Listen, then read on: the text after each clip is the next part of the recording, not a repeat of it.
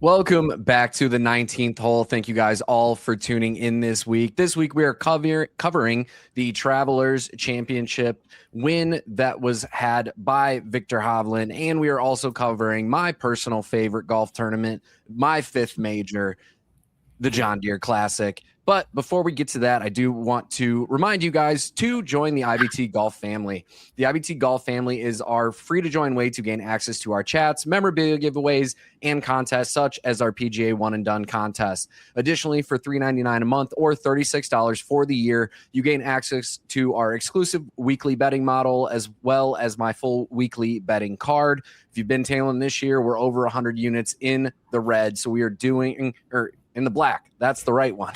I was going to say, wait a minute. I thought you were doing better than that.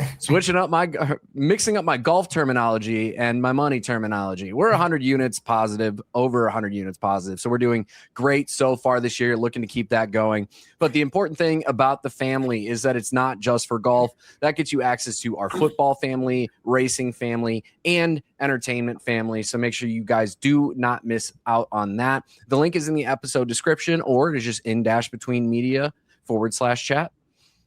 Awesome. Keith, what do you say we head on over and give a little recap about Viktor versus Scotty? Yes, sir.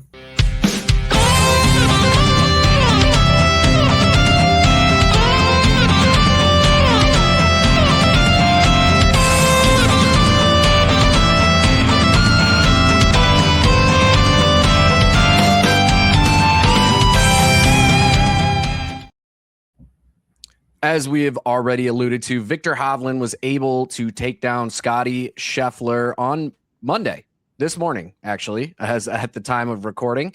Keith, you ever played a one hole of golf for $1.4 million? No. What was runner up? Because that's the way I was looking at it, is at least no matter what, you're showing up probably getting like $700-800 grand. Runner up was 2.1 million. Oh, hello. Yeah. Then, yeah. Yep. I'd be happy showing up. Yeah. With the signature event status, Viktor Hovland, $3.6 million win. Viktor played a phenomenal golf tournament. I think he was a player that a lot of people especially didn't necessarily see winning this tournament. Certainly, Viktor's a guy who, when he's on his A game, he can go out there and compete with the best of them. Much like a lot of players on tour, that A game has been fewer and farther in between than even they would like. But, I mean, he put on a great performance all week. He led the field in strokes gained off the tee throughout the tournament, was top 10 around the green and in putting. Didn't have the best iron performance, honestly. His approach ranked 31st.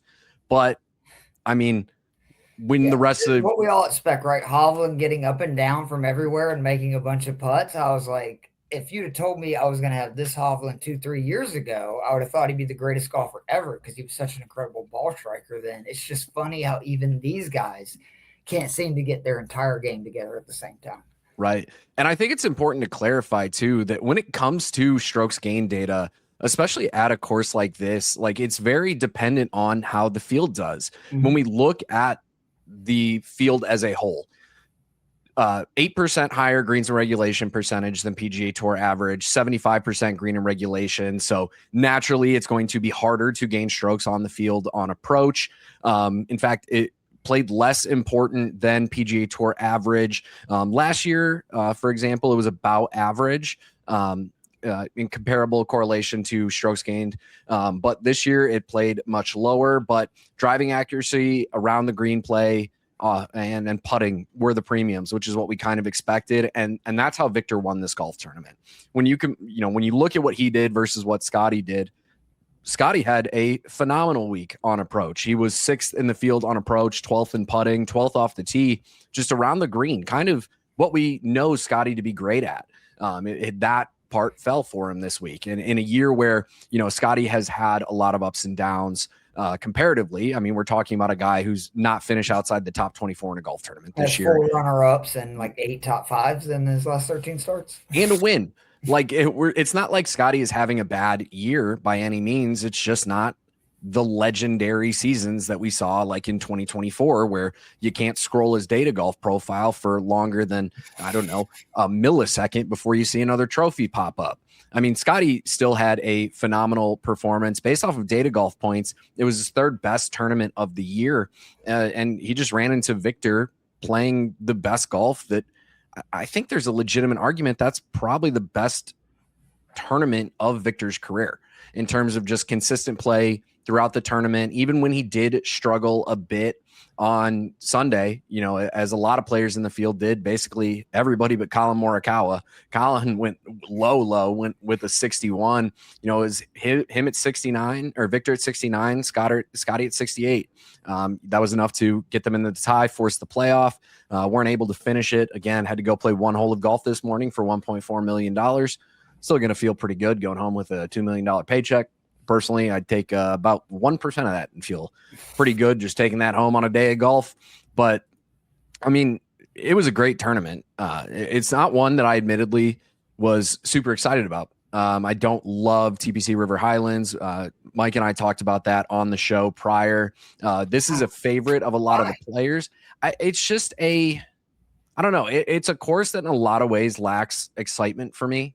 It's not. It's I'm always not so competitive is why. Like, right. It's became one of my favorite just because all I ask from a golf tournament is I want at least a couple of guys in contention down to the wire. And I mean, this is yet another playoff. I think it's like the 8th playoff now since like 2005. It's something outrageous. Yeah. So it's one of my favorites just because you always know you're going to get a competitive finish. Yeah. And I don't want to knock on dog on the tournament. Like I said, it was a great tournament to watch. I had a lot of fun watching it. I don't know. It's just a tournament that lacks some of that excitement for me until Sunday. Like this is one where it's like, can't miss watching on Sunday or Monday morning sometimes when the playoffs go a little bit long. But I don't know. It's just not it's not a super exciting course. Like it's a lot of what I would consider boring. So it's more venue complaint than actually the tournament. You just don't like the venue. Right. Like, don't get me wrong. If you tell me I can leave tomorrow and go play Highlands, right. Yeah. Do it.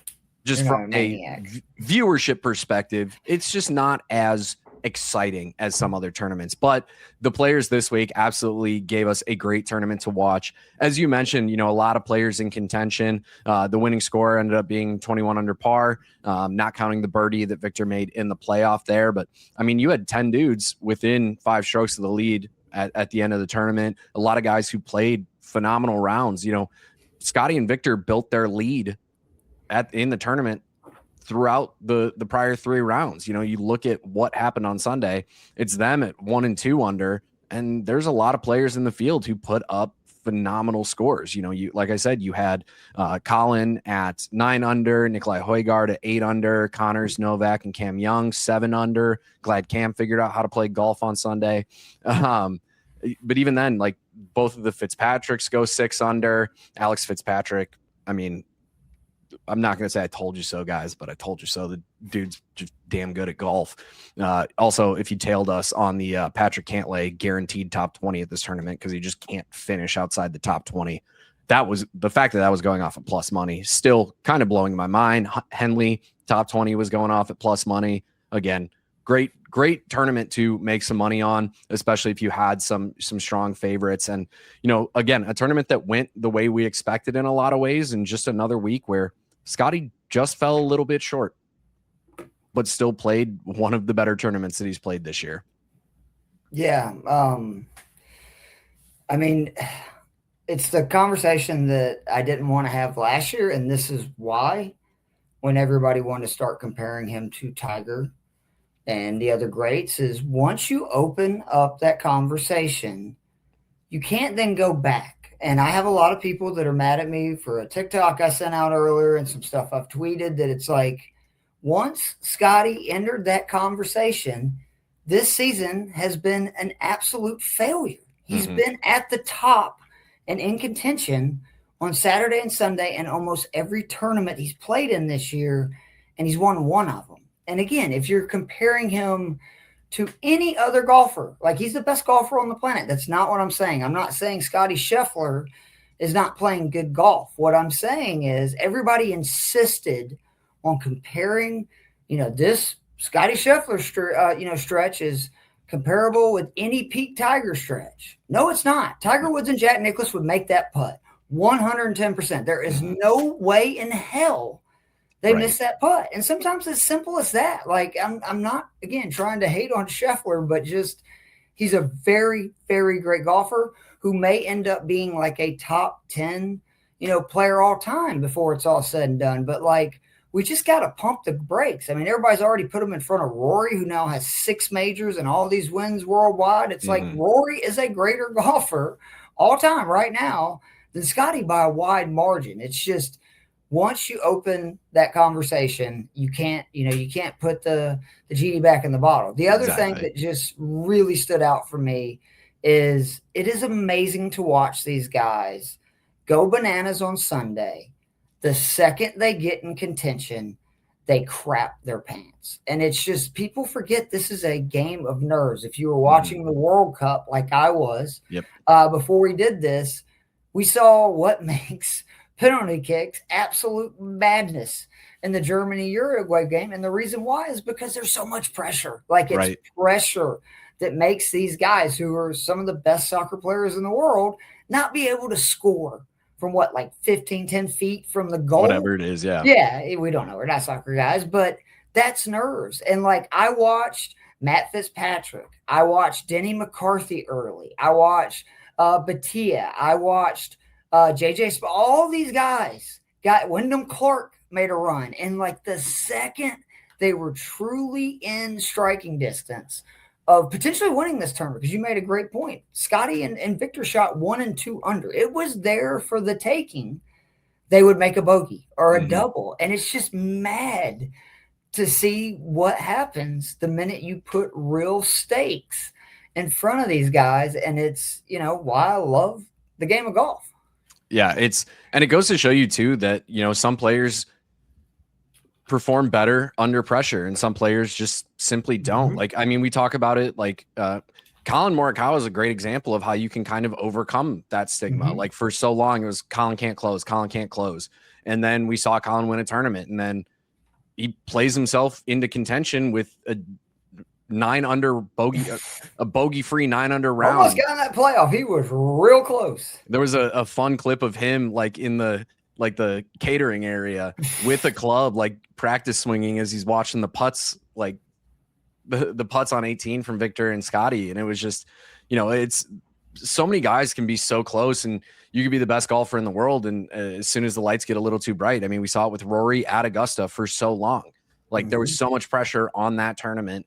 And for a lot of guys, that's just every tournament. They feel that level of pressure because not everybody on the PGA Tour, a lot of the guys in this event are set for life, and they're going to be able to play professional golf and retire and have a phenomenal life.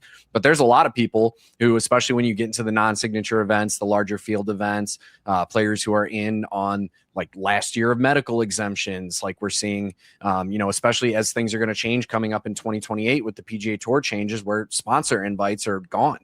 Like, we're not like Jordan Spieth has kind of been living off of sponsors invites for the last couple of years. It's how he's gotten into some of these tournaments. And so it's going to be really interesting to see kind of how that settles everything. And is it truly, are we going to see better golf played, or are we going to see more players crumble under pressure? Obviously, it's a different question for another day, but one that I'm excited to find the answer for. And as I've already alluded to, we have the John Deere Classic this week, my 5th major. It's a golf course that I grew up. Also the Model Maniac's 5th major. That's why I remember when you first mentioned this, I went, "Are you serious?" And he says the exact same thing. It's his 5th major. It's my dad's family is from a town right next to Silvis, part of the Quad Cities there. My grandpa was a groundskeeper after he retired from John Deere at TPC Deere Run.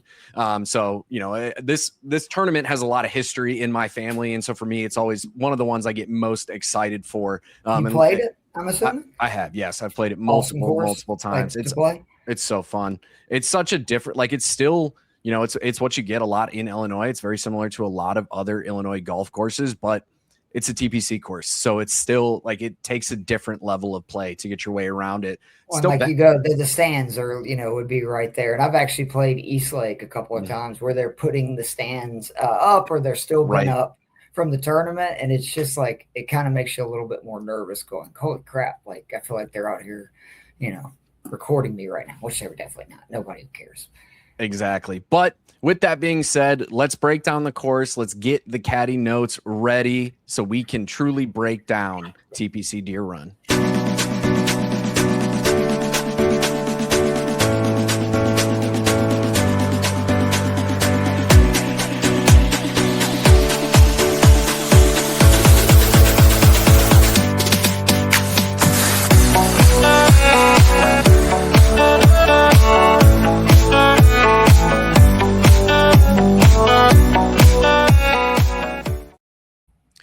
TPC Deere Run, as I mentioned already, located in Silvis, Illinois, part of the Quad Cities there. If you've never had Quad City style pizza, you're missing out. But I also won't tell you that you'll love it. There's a comedy show called Quad City too, I believe.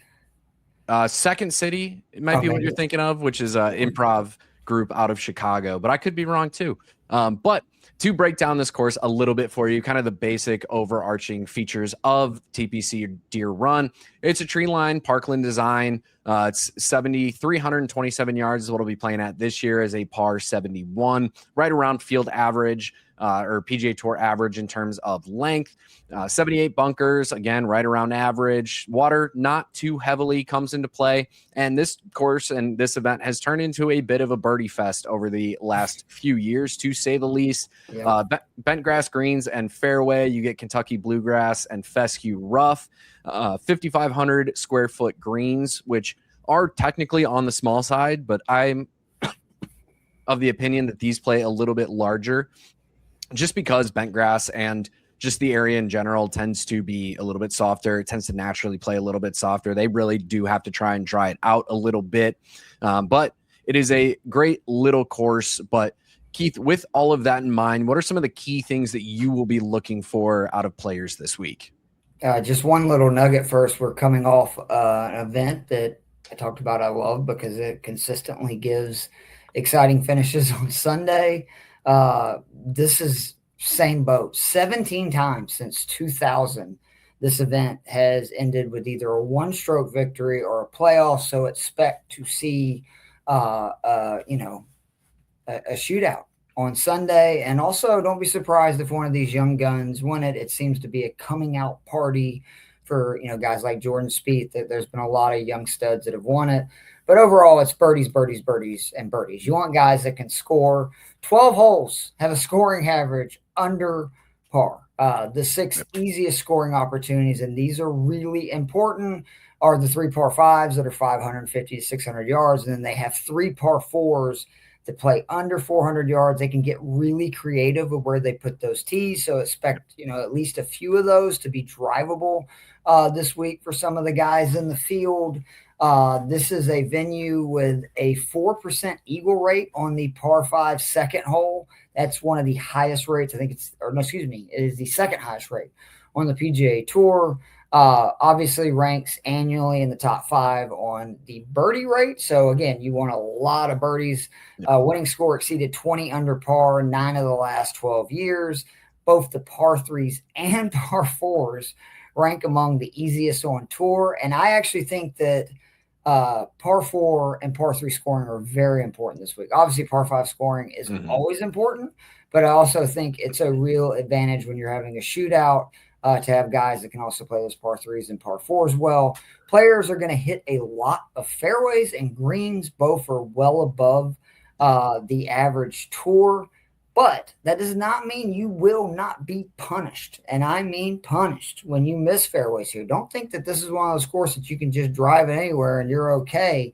The 4-inch Kentucky Bluegrass Rough, one of the 5 toughest courses that the PGA Tour plays to play out of that rough.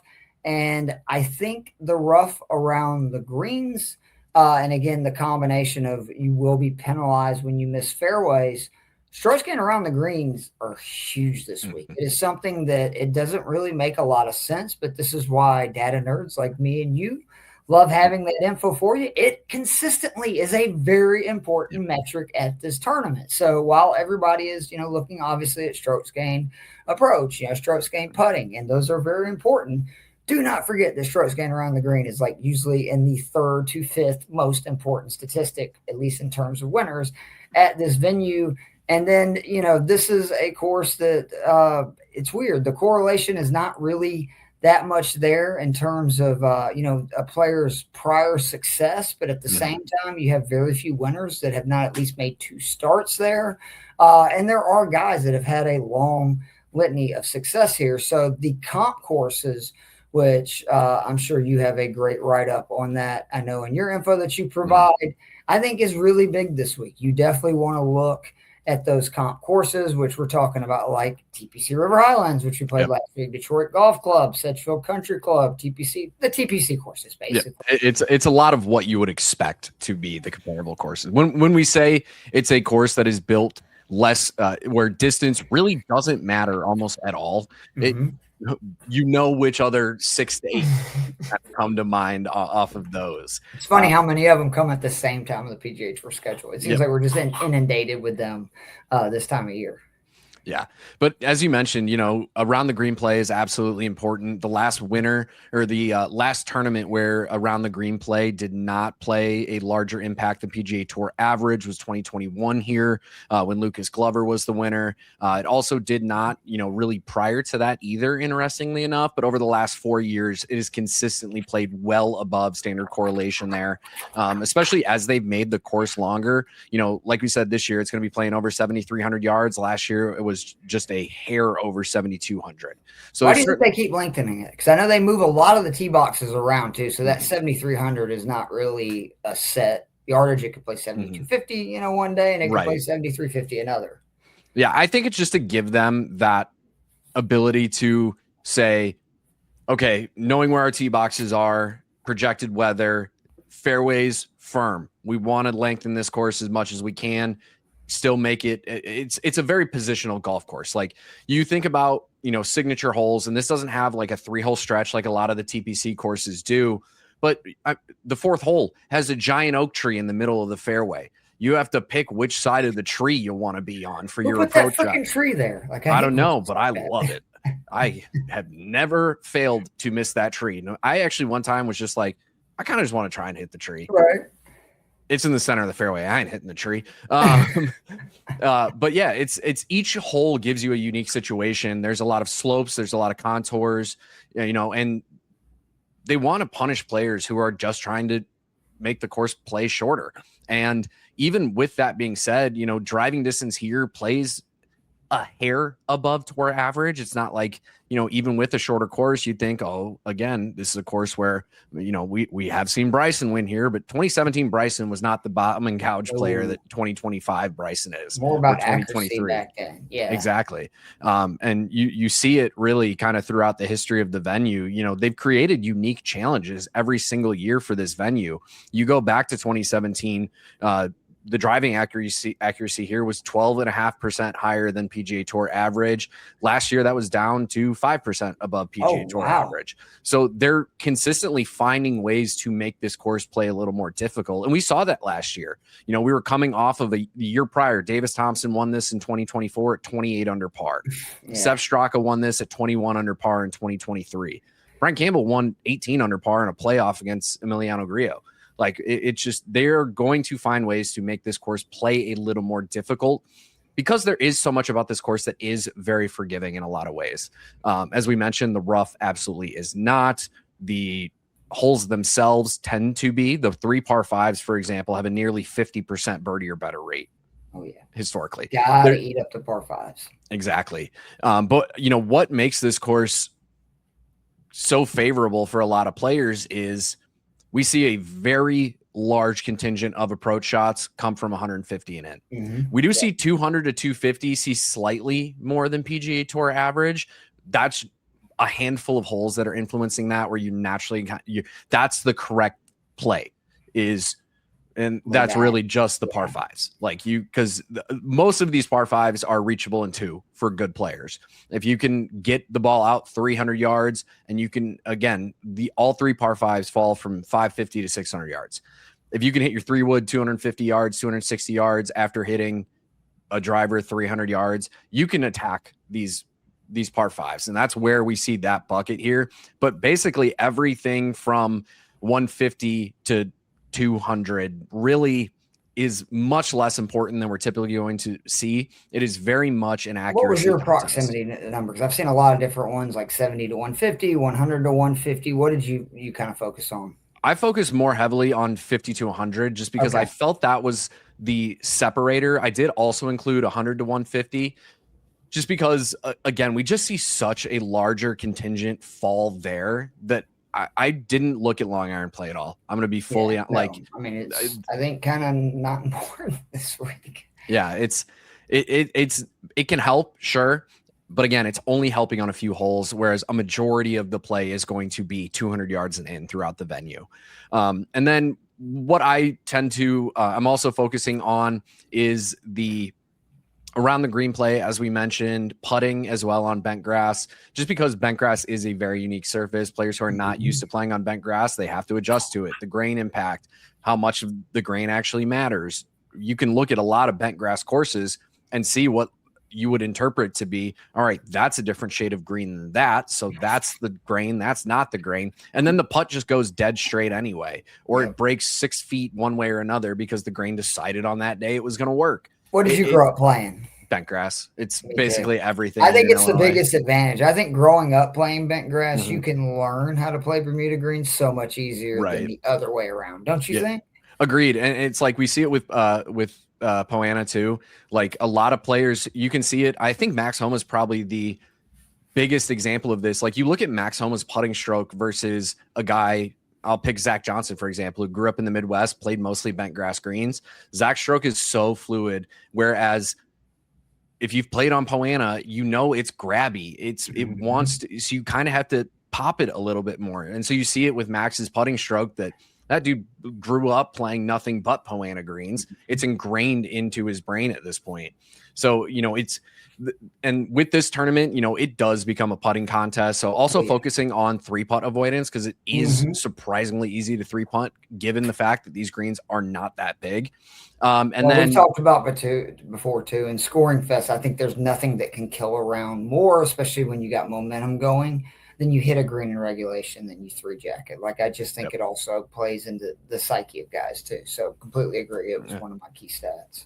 Absolutely. I mean, and I think that in general is becoming something that I'm putting a little bit more emphasis on, both on the, you know, betting side of things, as well as, you know, just in my personal play. One of my buddies that I play a ton of golf with, his one thing this year is he's just not allowing himself to 3-putt. Like that's his one rule, like just limit 3-putts as much as possible. And this is a guy that I watched struggle to break 95 last year. We played. He's doing the right thing though. I mean, that is one of the, don't make doubles. Yep. And no 3-putts. And you will, I don't care what your handicap is, you will see a huge improvement in your game very quickly. Yeah. We played 9 before our softball game last Thursday and we shot the exact same score. If we kept our, you know, I keep a handicap. He doesn't really keep a handicap just because he doesn't play a lot of money games. But I mean, he's probably like a 12 or a 13 now. I'm a 6. And we go out there and shoot the same score on the same course. Like, it's just that, you know, something like that, like you said, you know, avoiding those big numbers, being able to just put yourself in situations where you go, I'm not going to make this putt. Let's just make sure that my next putt is not hard. So hard to learn too, man, but it's so true. And it's something that you do absolutely have to do here. But with that being said, let's head on over, get these clubs twirling, and start talking about our plays for this week.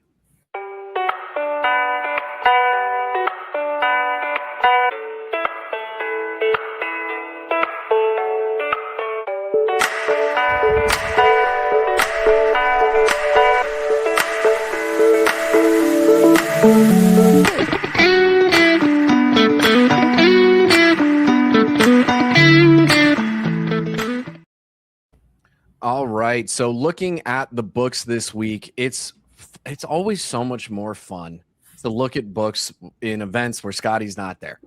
Yep. Because you don't get the deflation that we get a lot of the times with the, winner without markets. I still am very appreciative that we have those, but I mean, just looking at the odds as a whole, they're just favorable. There's a lot of guys, the betting favorite so far, pretty much across the board. You'll find a couple books where Chris Gotterup ties with him, but Ben Griffin leads the way. FanDuel, DraftKings paying out about 13-1. Then like I said, Gotterup is right there, 14-16 depending on the book. Keith Mitchell right there, 18-22 depending on the book. This is where I get frustrated. I think that the Griffin and Gotterup are disgusting, don't get me wrong, but they've won. Like, they've won 3 to 4 times in the last, 13, 14 months. What is Keith Mitchell doing up there? Like, this is where I don't understand how people are hammering Keith Mitchell. And I hope nobody is listening that, that was like one of their favorite plays this week. But I'm just saying, like, if you're looking at wins, how is this guy right there with these guys that have, again, 3-4 wins in the last 14 months? I will say the market is agreeing with you. Yeah, his odds have been drifting on a few different books back into favorable spots, starting to push 20 more consistently in places. But I mean, in general, like, this is an interesting odds board. Like, just going down the DraftKings list, Jackson Koivun, who you and I both really do like this week, he's coming off at 27-1. Fifth best odds on DraftKings, same on FanDuel, fifth best odds over there. He's a player that obviously just turned pro, played the US Open, top 25 there, his last event as an amateur, officially a pro golfer on the PGA Tour now. But I mean, the dude's profile is very, very tuned to this course. Yeah. Literally, I'm going across, and there's a couple things that do worry me about the profile. I say that with a grain of salt because it's an incomplete profile, right? Like, this is a guy who's mostly been playing college tournaments, has been in as an amateur in a few events here and there on the PGA Tour. The birdie or better numbers over his last 30 rounds on the PGA Tour, which again, most of those have been as an amateur, are not great compared to the field. He's 130. I think a lot of those are majors, which that's a big deal, right, in my opinion, because those are some of the hardest tournaments. Absolutely. You look at him in non-major events, like US Open, obviously T23 had a great performance there, had 6 wins in college this year. But you look at the other PGA Tour events he's played over the last year that weren't majors. He played this event last year, T11, the ISCO Championship, T6, Wyndham, T5, Procore Championship, T4. Like, this is a guy who in non-major environments is been killing it as a 20-year-old. He just turned 21. But 27-1, don't get me wrong, not my favorite number. I would love this to have a 3 at the front. But when I'm looking at the top of the betting odds, I could see Ben Griffin winning this tournament. I could see Chris Gotterup winning this tournament. I could see Keegan winning this tournament. He's got more talent than all those guys, right? Which, to me, that's what we're looking at, is this guy is getting higher odds than, the skilled pros, and he has, it's inarguable. Also love the fact that he gained 2.9 strokes on the field on the greens last year at this event. That means he likes spin greens, and he liked those greens. So I have him if he does that again, hello. I have him 4th strokes gained putting on bent grass over his last 30 rounds, 4th in the field. But I mean, that's the thing about this profile, right? Is like, yes, we've got the birdies are better sticking point. 100 to 150 numbers have not been great either. Again, haven't really seen him on the PGA Tour since he turned his game to a point where he won 6 times this year in college. The dude can hit his irons just fine. But he's 6th in good drive percentage, 8th in strokes gained total at the John Deere Classic in the field. He is, like I said, 4th in putting. He's 2nd in par 4 scoring, par 4 strokes gained. Par 5, right? So, he's top 10 in both. And I have him 1st in strokes gained on par 5s that are 551 to 600. Oh, then that's all 3, by the way. So that's a great stat right there. Thank you for providing that.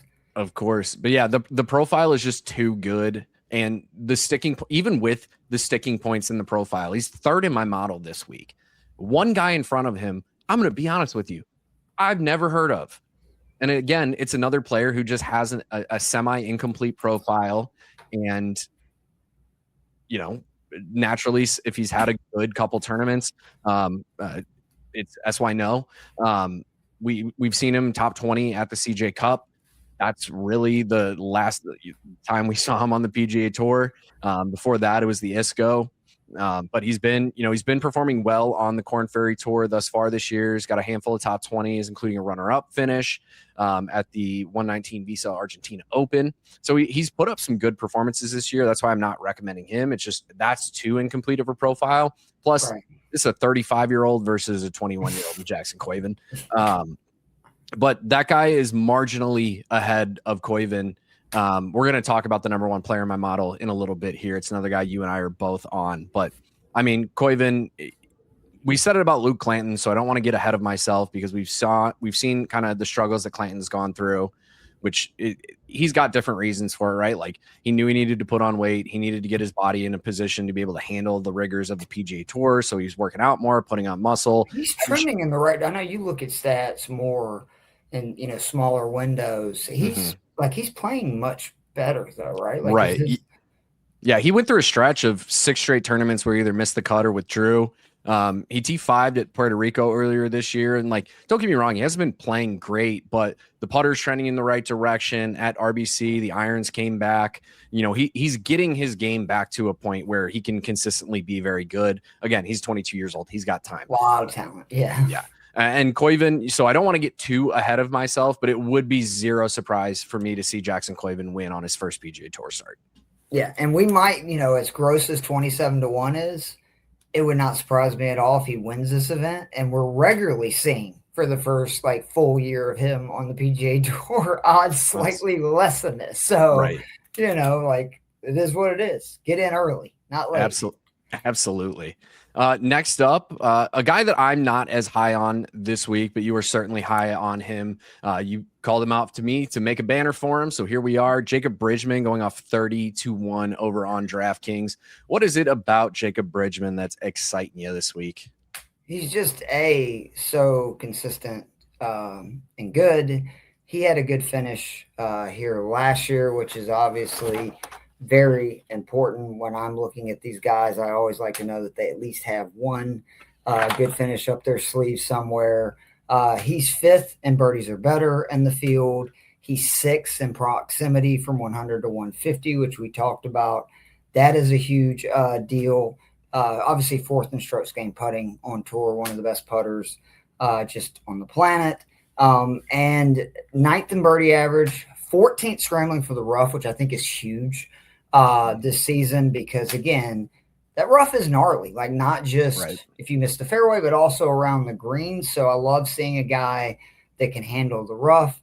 36 in par 5 this season, not great, but not awful either. He's 7th in the field in par 4 scoring, which I think that is really the big key. And then if you know me, I love reading John Hallsberg. He always has, there's only 6 guys in the field, and of course Bridgman.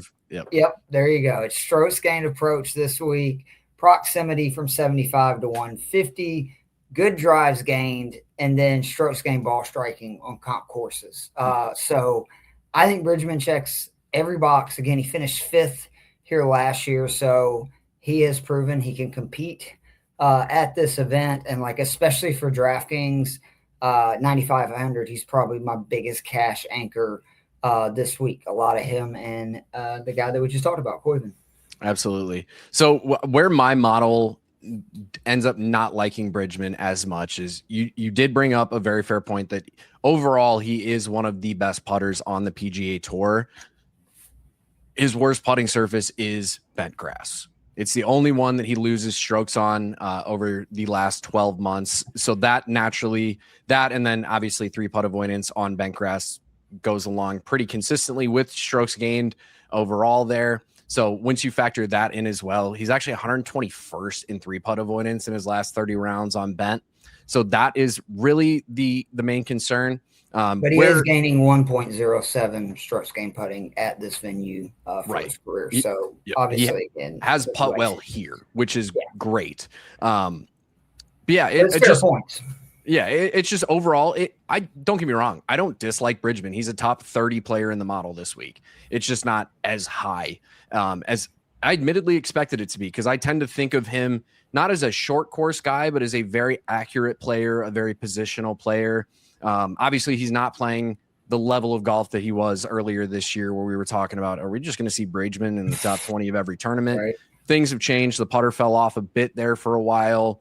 Around the green, never a strong suit, really hasn't been of late. Lost the irons for a bit, but things are trending back in a positive direction for him. Had his best event with the driver since the Players, where he top fived. So, things are very much trending in a good direction for Bridgman. So don't hate the play whatsoever. Next up, I've got Jackson Suber going off at 56-1. It's the John Deere Classic, so it doesn't surprise me that we have so many J names popping so early. But Suber was a guy that was in on last week, did not have a bad week by any means, certainly at the value, especially, like you said, DFS prices. He was a sub 7,000 guy last week and put up very good numbers for that. But Suber comes 11th in my model this week. Let me just go across the first 5 stats that pop up in my model here. And these are 5 of the stats that 4 of the 5 are some of my heaviest weighted stats. 6th in birdies or better over his last 30 rounds. 8th in good drive percentage over his last 30 rounds. 4th on approach over his last 30 rounds. 5th in ball striking, and 6th in proximity from 100 to 150 over the last 30 rounds. The dude's profile screams can be great. Where his profile lacks a little bit here, 3 putt numbers on bent, not awesome. He has not played here a ton, obviously is a bit of a younger player, but does not have the best history here. He's only played here once last year, missed the cut as that's not unusual to your pick. And a lot of times it takes at least one time of playing this venue for these young guys to figure it out. And then they have a very good second or third appearance. Exactly. But he's 7th in my model over his last 30 rounds on the comp courses that we have. The par 4 and par 5 numbers are within the top half of the field. Overall putting on bent grass is at top 50 in the field. Like, there's so much to like about this profile, and 56-1 is still a very good number to get in at. Again, for those who, maybe this is your first time starting to think about golf betting a little bit more seriously, we're not recommending once the odds get a little bit longer. My goal is essentially for my bet, for my outright to hit and pay me between 20 and 40 units, ideally. So, I'm not throwing a full unit on Suber. I'm not throwing multiple units on Suber, but 56-1 for a profile like this here is one where I would consider getting a little bit more aggressive on the play, just because the profile is so good here. And again, just a little bit different strategy, but hearing that's something where I would put, maybe 1 or 2 units on him to top 5 or top 10. Yeah, absolutely. Where again, you're not going to get the return, obviously, that you would if he wins. But I love hammering these guys that I really like, and I think their values are inflated on the top 5, top 10. Because this is just as I explained to people, only one person wins the tournament, but 5 and 10 people finish top 5, top 10. So it's just much more likely that occurs. Yeah, absolutely. So since you bring that up, I'll throw those odds out here too for the people. Over on FanDuel, you can get him 6.5 to 1 to top 10, and then 13 to 1 to top 5. So both of those are great plays as well for a guy like Suber, whose profile again just fits really, really well here. And then the next name we're going to talk about, it should surprise absolutely no one. I already know who this is. You don't. No, it is. I decided we've talked about Yellen Maraju, Suter McGavin so much that they should just know we're recommending him pretty much every week until he just misses cuts in a row. So the audience knows, but this guy's the number 1 player in my model. We have stressed that young guys tend to play super, super well at this event. This can be a coming out party for a lot of players on the PGA Tour. Blades Brown is going off at 60-1. And I'm going to be honest with you, that number feels disrespectful. I agree. For how well Blades has played, how strong the profile is.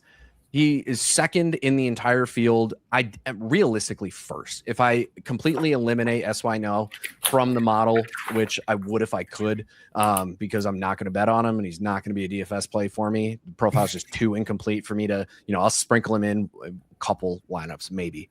But Blades is realistically leading the field in birdie or better percentage, 11th on approach, 28th in ball striking, 5th in proximity from 50 to 150, 4th in strokes gained total here, 1st in the field in bent grass 3-putt avoidance, 1st in par 4 scoring, top 20 on comp courses, top 30 in short game strokes gained. Like the profile is so good. And the one red blip on the profile when I run it through BetSperts is his good drive percentage, which is still in the top half of the field. These are very wide fairways too. Do not act like the rough is penalizing, but this is a course that you don't have to have an elite driving week to hit 70% of your fairways, and that is a terrifying prospect for the rest of the field with somebody like Blades Brown. Absolutely. Yeah, the profile is too strong. Again, this number feels a bit disrespectful for a guy DK price too. He's like 7,600. It's like, what is going on? He's just dirt cheap. And like, you could make an argument that, yeah, his performance at the Memorial Health was not his best performance. That was the last Korn Ferry event that he played. But before that, he rattled off 4 straight top 20s between the PGA Tour and the Korn Ferry Tour. Prior to that, at the Myrtle Beach Classic, top 10.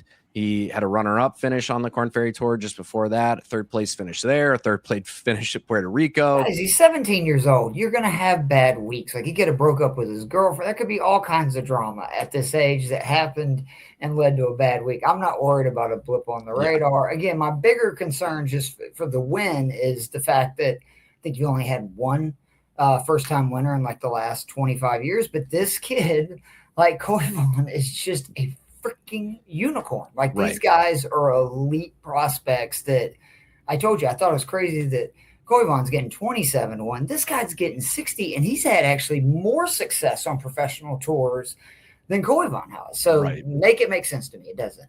Yeah.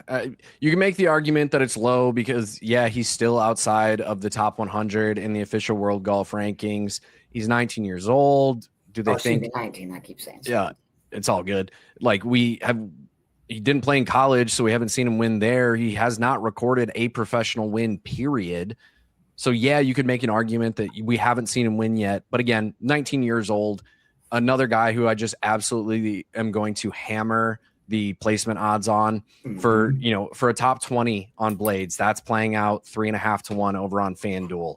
For a top 10, it's 7 to 1. For a top 5, 13 to 1. He's even just minus 200 to make the cut. Like, you could still, if you get aggressive enough there and everything works out, if you think he can be the first round leader in his event, I'm glad I clicked on this tab because I'm probably going to go sprinkle that. That alone is 60 to 1 as well. Woo!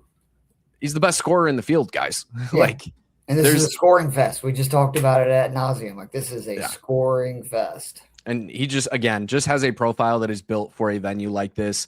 And that's why I love this event too, is like, there's so much of that young talent in the field. It's right after the college season. So any of those college players who played well enough to qualify for the tour, you have guys like Blades who have temporary special status. Like, you just get some great young talent in this event. Kind of flipping from great young talent to Denny McCarthy, but also going off 62 to 1, has a solid profile here. Yeah, I mean, this is one of those deals where he's just elite at this venue. Again, I don't look too much into course history. It's definitely not the be-all, end-all like so many other venues that you homie hammer, but very good. The main thing is just he's an absolute wizard on and around bent greens, and he proved last week. He didn't get started till late in the tournament, but one of my favorite bets and my best win last week, he was plus 650 to top 20. And he was looking pretty rough to not do that. Luckily, he got hot, on Sunday. And so I was like, whew, I'll take that.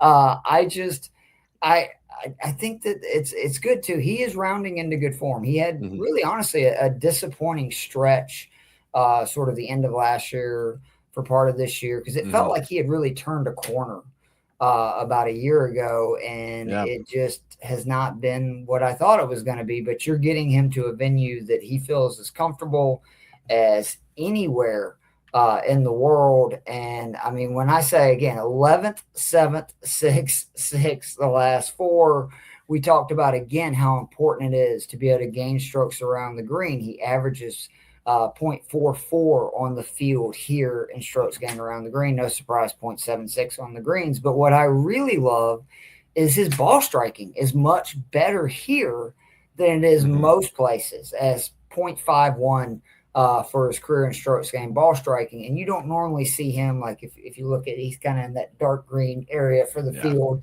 in strokes gained ball striking. That doesn't happen a lot for Denny McCarthy. So he's another one that, like, I like the odds to win because it's 62-1, but I'm hammering the top 5, top 10, top 20 stuff too. Yeah, absolutely. And as you mentioned too, like we've already brought it up, like there's not a heavy correlation to future performance with John Deere and TPC Deere Run. But when a guy has 4 straight top 12 finishes here, it's just a course that they are comfortable at. And, maybe that's to the surprise of some. It's not to me. Denny McCarthy, the way that the guy is and plays golf, like he's not a short course merchant, but kind of. You don't want him on like really long golf courses. He doesn't seem to fare very well with that. Yeah, don't think he can compete at Aaron Hills, but he can absolutely compete here. And then we got one more play for you guys this week. We got Carson Young, 175-1. Let's hear it. You got to convince me on this one, because besides a great mustache, what else is there to like about Carson Young? He's another guy that just has an incredible record here. Back-to-back top fives, which is really big. And then there was one other really key stat. And, of course, now I don't know if I'm going to be – he is 5th in the field from 100 to 150. He can get really hot and streaky with his putter, and I think that's why he's had back-to-back top 5s here. He's just a pretty good driver of the golf ball. He is somebody, again, that he's going to be in that 1 to 150 range with his length quite a lot, and there's only 4 guys in the field that are better than him from that range. And, again, 175-1, I just look at that as there's not many people – in that long shot range. I could talk myself into betting this week. The long shot range is gross this week. It's pretty bad. And, again, back-to-back top 5s is enough for me just to, why not? And again, as I always tell people, I do the bet to win when I'm backing somebody to top 5, top 10, top 20 across the board, because I would just be so sick with myself if, say, I did that but didn't bet the outright. Right. And even with them getting great odds to top 5, top 20, you feel like the dumbest person on the planet if they go on to win the event and you didn't get anything out of that. So in many ways, that is one of the biggest factors, is he is somebody that I'm doing the entire leg of top 5, top 10, top 20.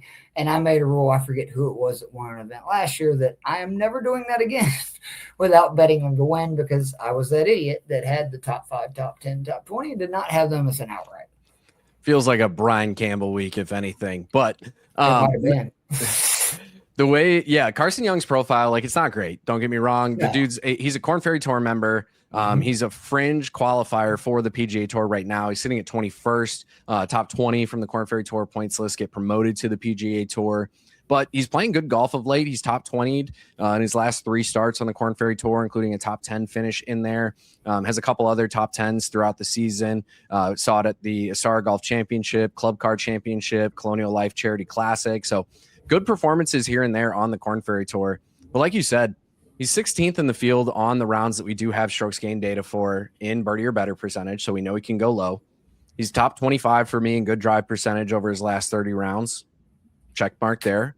For those who aren't familiar with what good drive percentage or good drives gained are, it takes into account how successful your approach shot is. So to have a great stat like did that, not know that. That's awesome. Yeah. Thank you for that context. Good drives gained. It's not only takes into account where your drive ends up, but how successful of a approach shot you give yourself from there. So it's a great stat to where it's great at courses that are a little bit more positional, and it's great at courses where distance is less of a factor. Don't get me wrong. Carson can have weeks where we saw 2 starts ago, he was 14 yards longer than the field in terms of driving distance. He can move it when he wants to. This year, he's taken a bit of an approach, though, where he's trying to be a little bit more accurate rather than just long off the tee. And it's clearly been, pretty successful for him. But like you said, from that 100 to 150 range over his last 30, he's top 25 there. He's top 25 putter on bent grass for me. Like, yeah, there's holes in the profile. The dude's 175 to 1. There's going to be holes in the profile.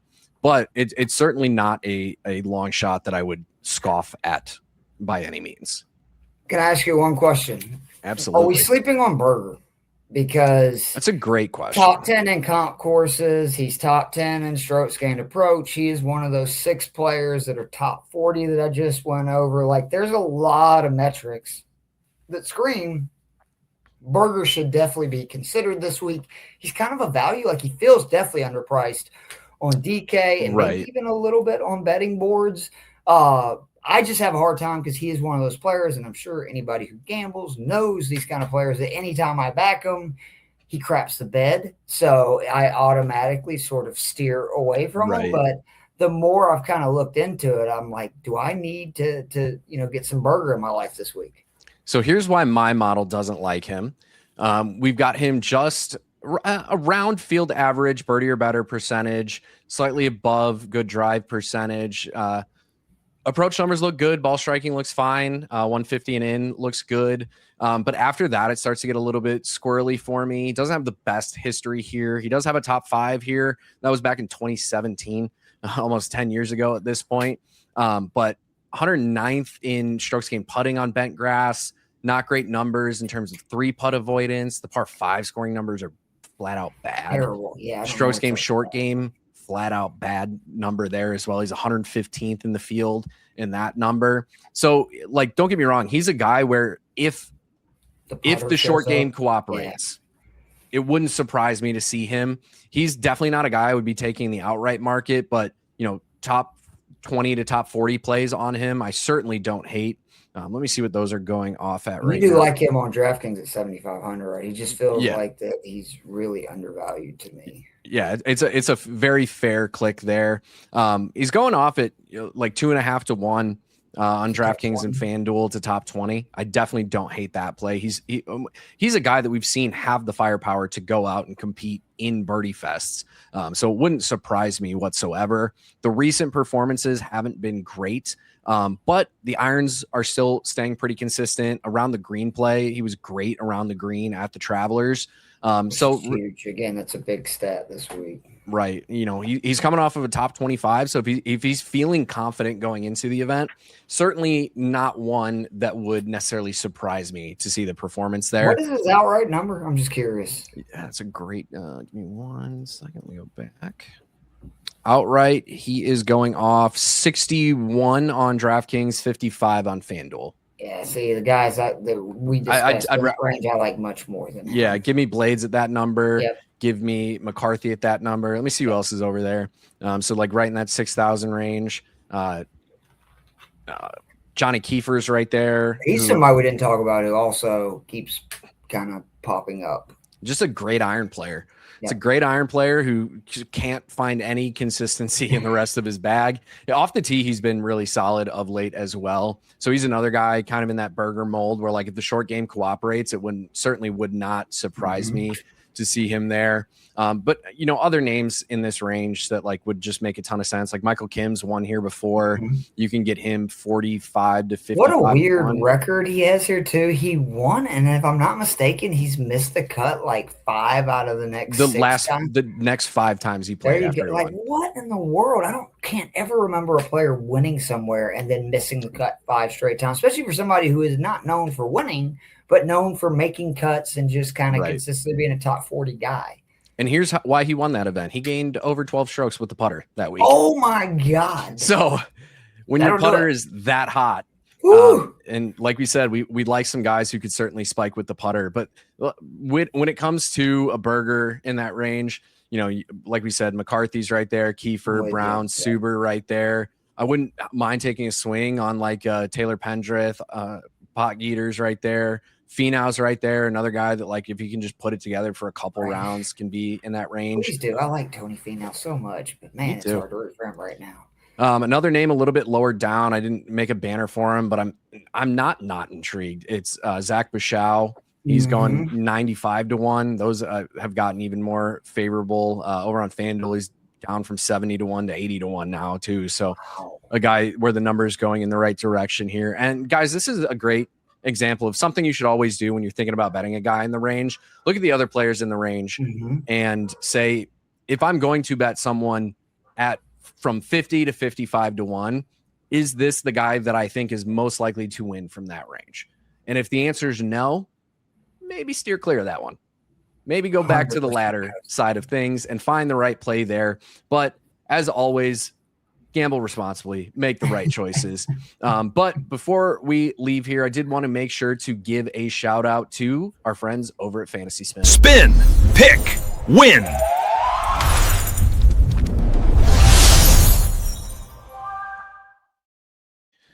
If you guys aren't familiar with Fantasy Spin, it is a gamified DFS experience that mixes basically a slot machine with the fun of DFS. You can hit the jackpot, build your lineups, lock your players in when you like them, ignore them when you don't, and it gives you the opportunity to win some real money. But you can also play for free if you just want to experience the app over there. They have multi-sports on there as well. So NASCAR and MLB are going on right now.